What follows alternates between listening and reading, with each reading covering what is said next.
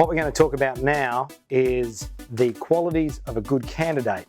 Now, I'm sure you think that you're a good candidate, but we're going to talk about in this chapter, what are the qualities of a good candidate from an employer's point of view.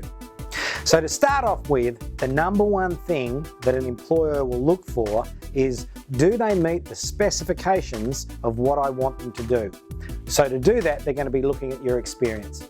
So if they say that you need 5 years experience doing this type of function in this type of position for this size company or dealing with this type of customer, and you can say yes, yes, yes, yes, yes, then you meet the specification of what they're looking for.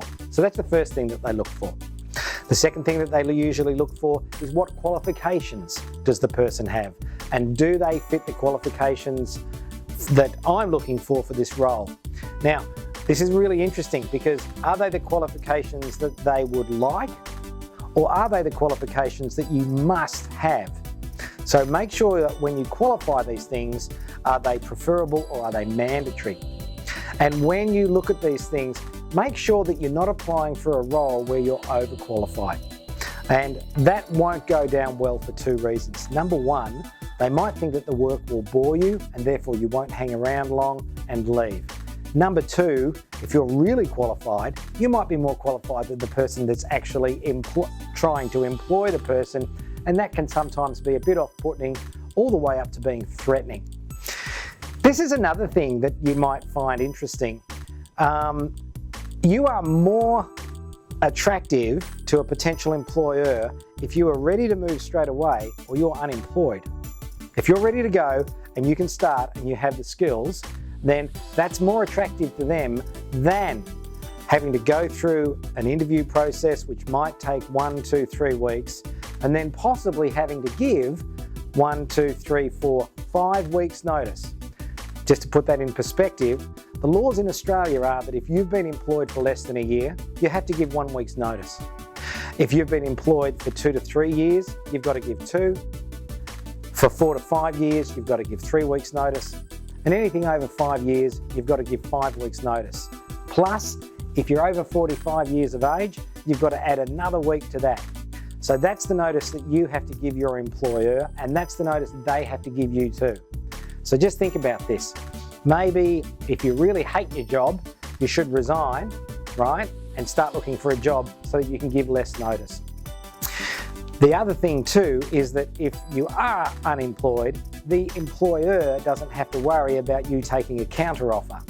And that's where they go through the whole process, and the day you go in to resign, your current boss turns around and says, "Oh, we love you, don't leave us. We're going to put you in the corner office. We're going to put you in a better car. We're going to do this. We'll give you a wage rise."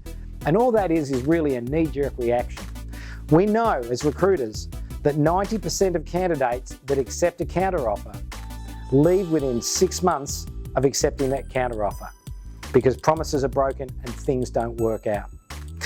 The other thing that really makes a very important part of what makes a good candidate is, do you make a good first impression? Do you actually make a good first impression with your resume? Do you make a good first impression when you turn up for the interview? Are you keen? Are you enthusiastic? Are you well presented? As opposed to, I'm just here to consider what's going on, and I'm a very valuable candidate, and let's see what you've got on offer. Clients hate that. They want you to be enthusiastic about the job. Here's an interesting one. You should have realistic salary expectations.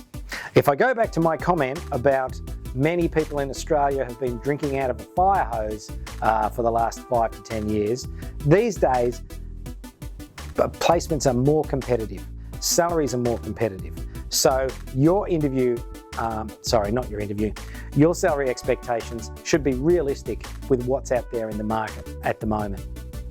Another thing that employers look for that make you a very attractive candidate is the stability of your employment.